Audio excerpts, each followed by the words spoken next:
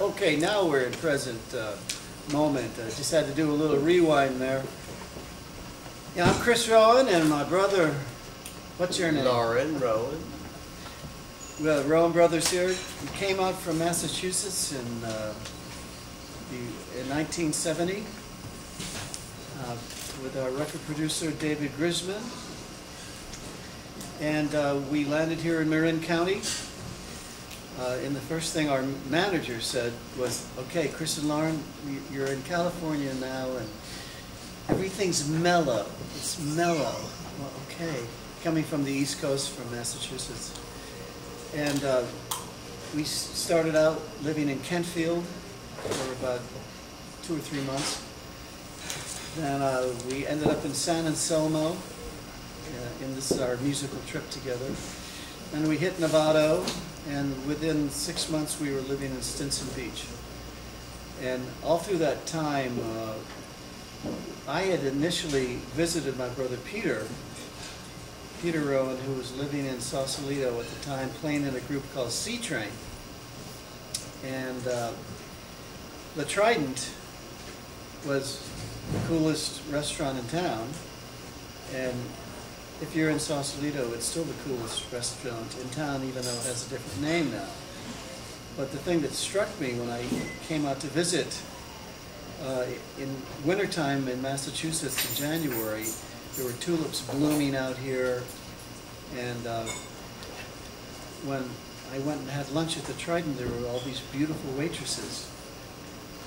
And I remember one gal, her name was Rainbow, and she was the girlfriend of the fiddle player in Sea Train, Richard Green. But every girl looked like a rainbow to me, and they appeared in a very natural way about themselves. That you were wondering, is she on the menu? But she. I thought I ordered a couple of those rainbow.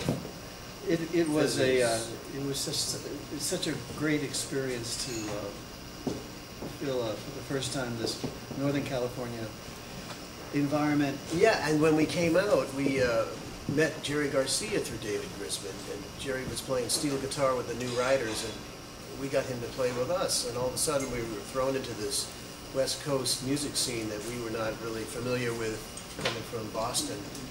We were more from the New England, East Coast side of the music scene, which didn't have the same magical kind of allure that seemed to be coming from the West Coast. So it was new to us, and meeting Jerry Garcia was just fabulous. He was a really inspiring individual and a great musician, and really helped us in our enthusiasm to get out there and play. And he joined us on some gigs, and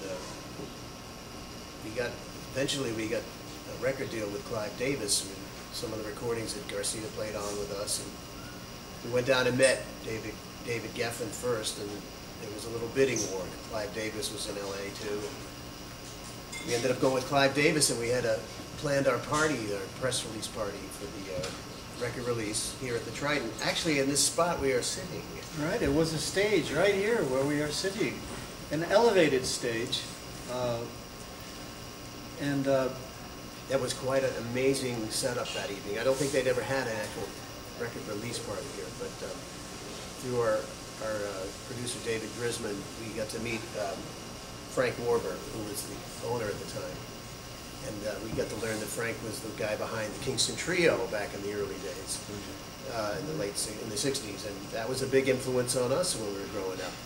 We loved the Kingston Trio, Peter, Paul, and Mary. The folk music scene was really cool. So we have a lot of that in our music too to this day, besides rock and roll and country. The press party, the release party, unbelievable. I remember the food was just this incredible spread. I was so nervous I couldn't even eat it. And now to say that today, it'd be like, I can't believe I didn't eat the food. It was great. You know, one of the things that, as Lorin was saying, Frank Warburg, manager of the Kingston Trio, to be part of the Trident as a place when we first moved out here, and still to today. The music of the Kingston Trio still echoes in this wonderful restaurant, and it's something to, it's great to share with people who never got to be that close to the Kingston Trio other than through records, but to be in the area where the manager and the group used to hang out is a special thing to experience. So Chris and I got back together from doing our own projects in the last 3 or 4 years. We got a record out called Now and Then, and it's a culmination of brand new stuff that is contemporary for us, and combined with classic unreleased stuff that is from the era when we made records with our brother Peter and David Grisman back in the early 70s. So there's quite a archaeology find of Rowan Brother material in that double CD. And great players like Hal Blaine, who was part of the Wrecking Crew in LA, who played on lots of the... Jim Keltner.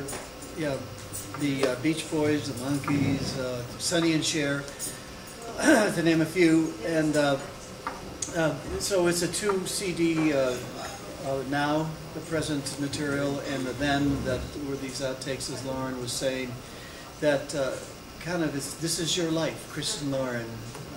And we're actually finishing a new one right now as we speak, and this is 19, what year is it? It's 1922. 2009, yeah, we'll have a new one out So this we're real happy to have been back together with our harmony singing and writing new songs.